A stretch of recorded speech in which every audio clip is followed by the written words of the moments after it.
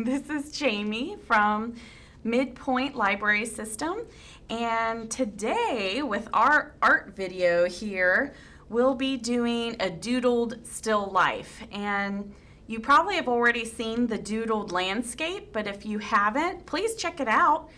It'll be on our YouTube channel, but you can also find it on the Facebook feed. But this one, I wanted to approach it a little differently for you so you can kind of see maybe another way to create a doodled piece, because in the landscape I was telling you, you want it to stay pretty simple. And we had an image from Pexels then, and I used Pexels again to find another just simple image and still life. And still life means anything that's not really living but are a collection of objects placed in a very strategic way, or even like a vase of flowers. It doesn't have to be the pears that I picked, but a bowl of fruit, really anything that you could even set up within your home and add like a light source to, like a little lamp. To get some really nice shadows. Like this picture I love has great contrast in it, and has the lovely lights, darks, and it just really makes those pears look yummy. And even though we're not doing a super realistic image, we can still use something like this and create something simple. And when you're usually drawing, I always think it helps to try to do thumbnail sketches. And you can see here that I started in pencil and kind of gave a general size of what my paper is going to be, because it's going to be just half of a 6.5 or half of an 8.5 by 11 sheet of paper, and just copy paper. So I wanted to show you that you can use paper that you just have at your house. And with my pencil, I took this image and tried to figure out what my composition was going to look like. And sometimes it helps not to have to worry about the box of the shape of the paper you're going to draw on. So you can always draw like I did and just try to get as much of the information of the image that you want, and then draw your composition lines, like where it's going to be on your paper. And something that I want to mention to you too, because what we're going to do today can always be integrated into this really great exercise that Jake Parker started online. He is an artist and illustrator that started Inktober, and it always is the entire month of October. Each day he provides prompts and for you to be able to draw, and he calls it Inktober because he tries to stick with just ink. He's okay with you drawing with a pencil to start with, but you would end up inking it with either India ink, ballpoint pen, Sharpies, whatever kind of liners you have, ink liners. Even you can use colored ballpoint pens, but a lot of them, if you look it up with the hashtag Inktober, you'll notice that a lot of it is just black and white. And this was last year's prompt list. He usually posts it about the beginning of September, so you will be able to look it up. When I'm filming this right now, the list isn't up yet, but take a look at it and see if it's something fun for you to do. I know a lot of professionals even comment that they love doing this because when they create artwork for clients all the time, they kind of get detached from creating something for themselves. And so each one is a day, and it really forces you to try to draw something every day. And I can already admit to you that when I started this last year, I only got up to number 4. But honestly, I kept making it more difficult for myself, because he really presses to try to keep it pretty simple for yourself. But it's hard for me. I always want to do more realistic type things. But like the first prompt was ring, so I did a telephone, kind of more of a really graphic piece. But then my next one was one of my favorites, where mindless was the second prompt. So I did the Scarecrow from Wizard of Oz. But you can see that I have two different kinds of ink. Like this is just regular black liners, this is ballpoint. But it was still really good for me to come up with and to practice, even though I only got to number 4. I've always thought I could go back to it and try to finish out the list, because if you force yourself to kind of draw every day, you're most likely going to continue. Once you set up a habit, the more that habit becomes a part of your routine. But with this, with me showing you how to do the drawing, and you might be able to already tell that my favorite composition was this one at the top. It just seemed to speak to me more. Because with the pears further down, I really felt like the bottom of the page felt too heavy.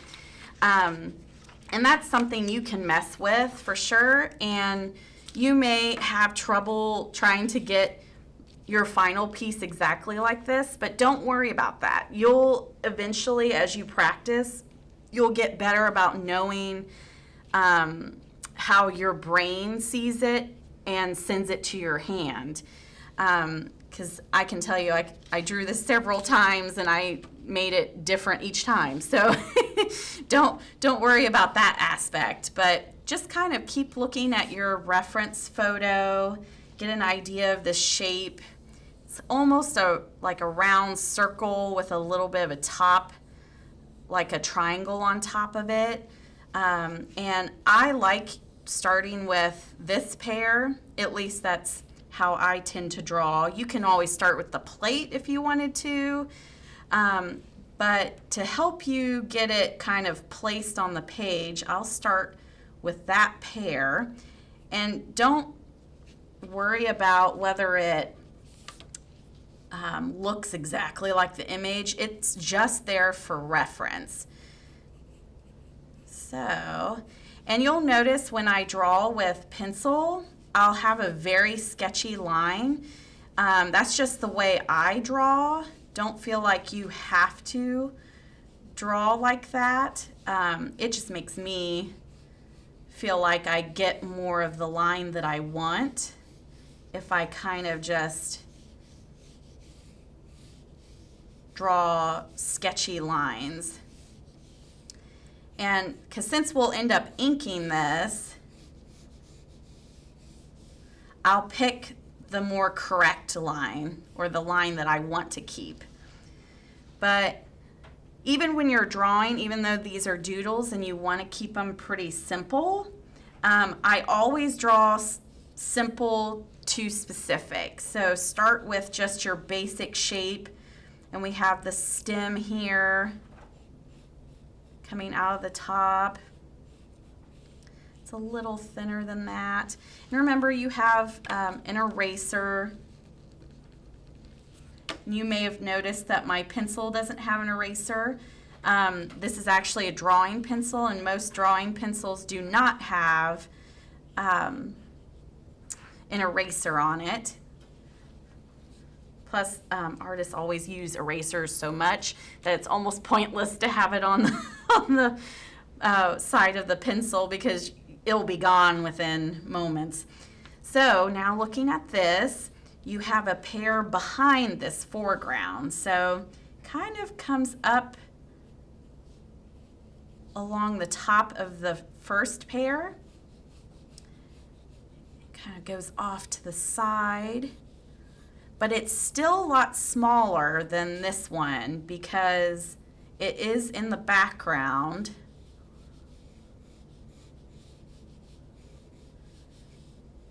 And don't feel afraid to have to erase, but don't be afraid to leave some lines too. You can always erase it at the end. And this stem, for some reason, is like super straight, which can look a little weird, but we'll do that.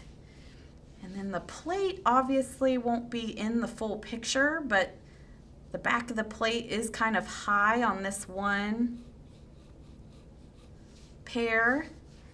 And you can see how it's kind of in the middle of the other pair. But those will just be 2 curved lines on either side of them.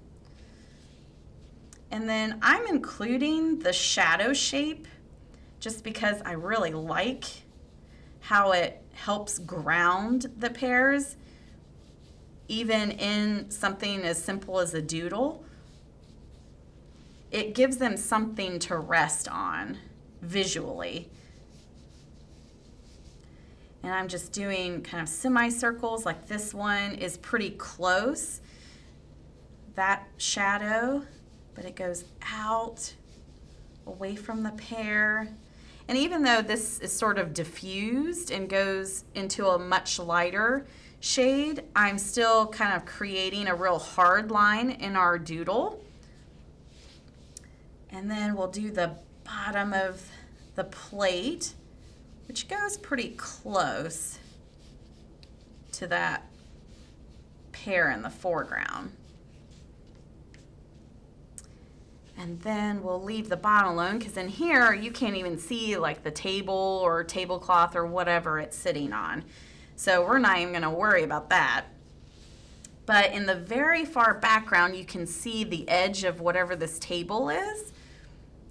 And it does go a little above the first pair.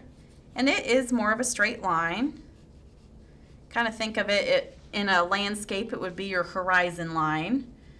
And of course it goes all the way across. And why I'm calling it a doodle is because we're going to kind of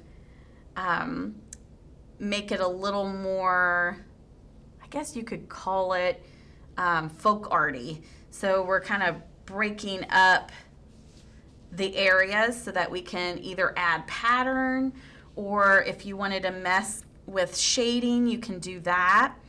I'm actually going to come back to the pears though, because I really love the lines that are created by the really dark shadow, and I think it'll help kind of break up the pear. And I had kind of done that in this one thumbnail, even though the one I really love doesn't have it, but I like aspects of it. So that's why it is pretty important to try to do thumbnail sketches, because parts of what you do you may really love and want to keep in your final piece. So let's get that shadow line, and it'll be kind of following the shape of the pear.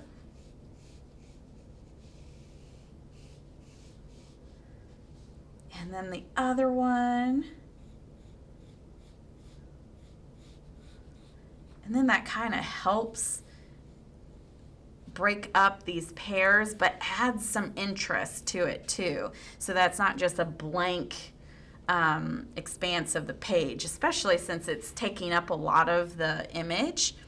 But in the background, I always love working with kind of sun-like designs. The Doodle landscape had it as well. So that's something you can always reuse. Even though we don't see it in the backdrop here, this is where I'm going to start adding embellishments. And we'll kind of include this semicircle in the background. And I want it to kind of include both of the stems, or encompass the 2 pairs, because I feel like it helps link them even more, and that the background is sort of framing up your pair or both pairs.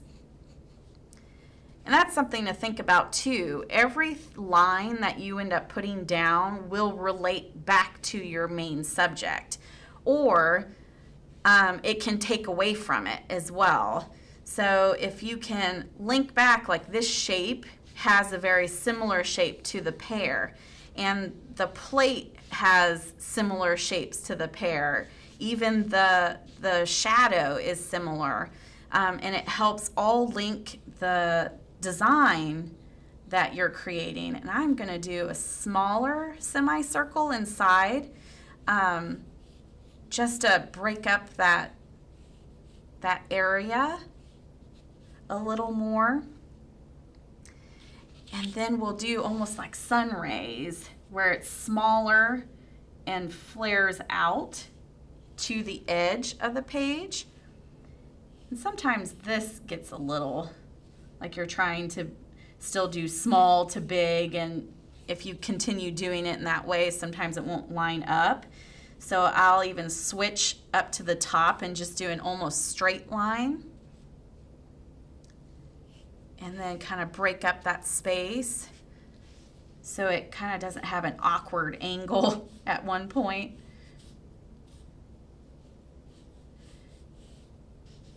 And it's fine to erase. You may do something and really not like it, or leave it and you can erase it after you do the inking.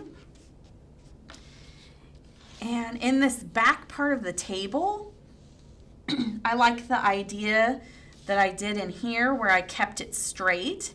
I played with the fact that maybe I would do more of the circular or round lines, and it really was too much. I needed a few more straighter lines to help break up the image, because even though you want some stuff to relate back to the original shape, you don't want to do it all in circles. It might feel a little too much at times, or take away from the fact that you want these to stand out the most. Because I don't want the background to take or be a dominant thing, because I want the foreground to be dominant. So at the bottom of the table, I chose to do just straight up and down lines. So it creates these stripes, still breaks up the bottom, but it adds enough of a different line that it really makes the shape of the plate pop. And at this point then, once you get all of your pencil down, you would grab a Sharpie or another permanent marker, or, well, with this, since I'm not going to actually be painting anything, you could even use like a cheaper marker, like if you have Crayola more so than something like a Sharpie. But when we're lining this, I'm going to think about thickness. So line thickness really will help these pairs pop out and give some definition.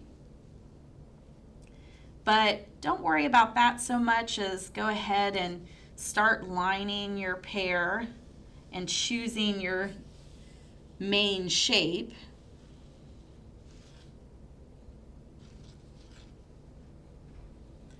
And outlining that first pear.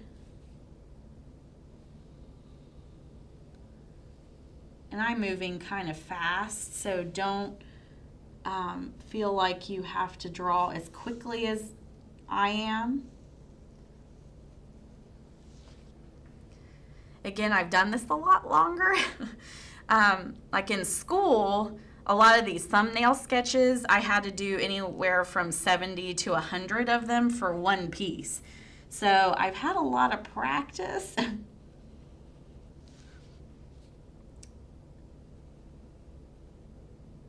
And if you feel like you need to do that many to kind of figure out what you're doing, do it.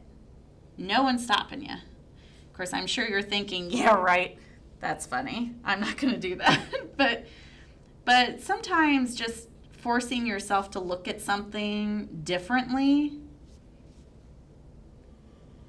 will really help you to understand your subject.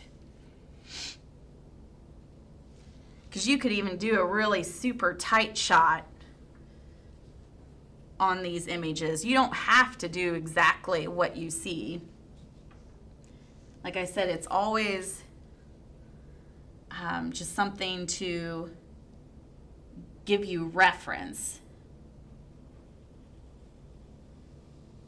And a lot of times what I'll do too is just get most of it lined.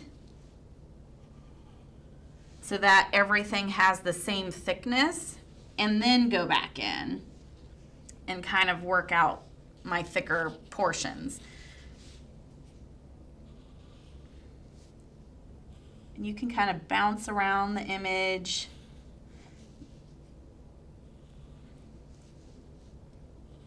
I always tend to like to try to outline the objects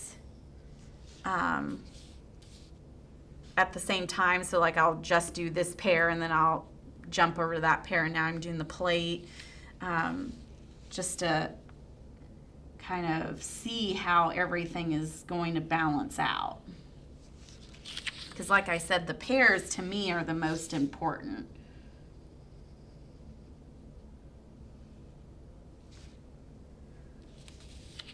And don't worry about anything not being exactly a semicircle, or if you are having trouble with straight lines, don't worry about it. As you do it, you'll get more comfortable with that. If you absolutely want to, you can always get a ruler to do your straight lines, because that could always give you some practice at drawing straight lines without worrying about attempting it. But really don't worry about it. I think a lot of us are capable of a lot more than we give ourselves credit for. Do the sun rays. And also think about when you're doing circles or straight lines, especially when I'm doing these straight lines, you can see I'm moving my whole arm instead of just my wrist. When you're drawing circles, it's better to move your whole arm because your wrist actually can't do a full 360. We're kind of connected here, so it will cause sort of a lopsided circle. But if you move your whole arm, you can get a much straighter circle. We'll do more of these straight lines.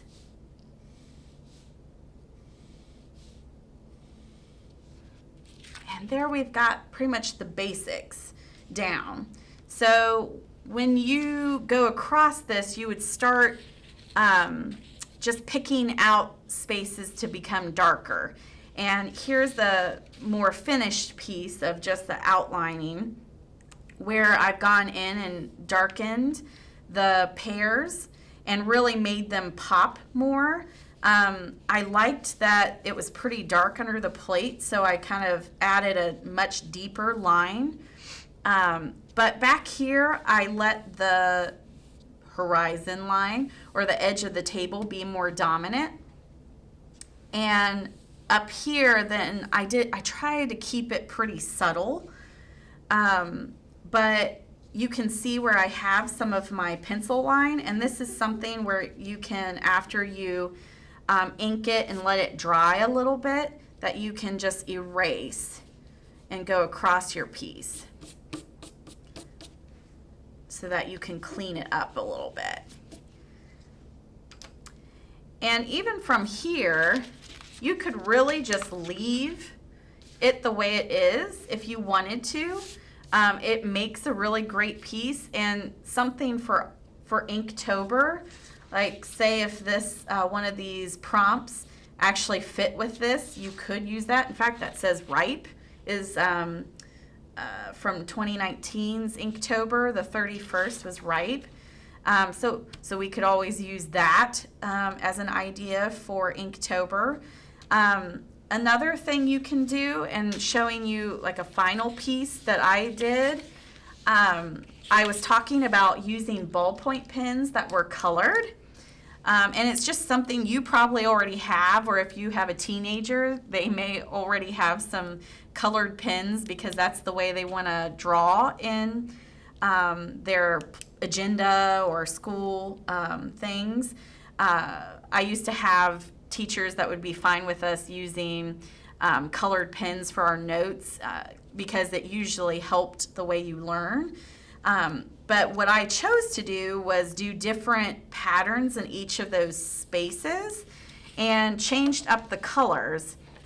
Now, you could always keep it just flat, black and white. You could just keep it where when you add more details, you'll just use a regular ballpoint pen that's black. You could even use a blue ballpoint pen, because some people have those, but you would just be isolating certain areas with pattern. Or, like I said, you could leave it alone. Or maybe you want to play with what I call cross-hatching, where it was kind of done here in the shadows, where you do just a series of line work. And since we'll start in the shadow, because you may want this to be real dark, but if you wanted to try to represent this image in fairly a realistic way, but still keep the doodle aspect of it, just do a bunch of these cross lines and see how your ballpoint pen creates lights and darks. And if you just keep crisscrossing line work in here, it'll add more darkness. And the tighter your lines are, the darker it will appear. But just turn your paper around and do straight lines, and it'll create kind of a neat grid going across that shadow area. But you can do something like that and just keep it all this color. Then at the end, you could always color it if you didn't want to do something like Inktober. Any kind of colored pencils would be great. But I wanted to show you guys something different, like maybe you wouldn't realize you could use your own school supplies or things that you use at work. But I really wanted you guys to see kind of from start to finish how to break down an image like this. And I hope you try some thumbnails and enjoy kind of the way you want to set up a piece, and be able to do your own simplistic still lifes. Don't feel afraid to set up your own still life or to even use a photograph. But thank you so much, and I hope you guys had a great time spending some time with me, because I love showing you guys some fun and creative ways to spend your day. So thank you very much from the MidPointe Library System, and have a good one. Bye!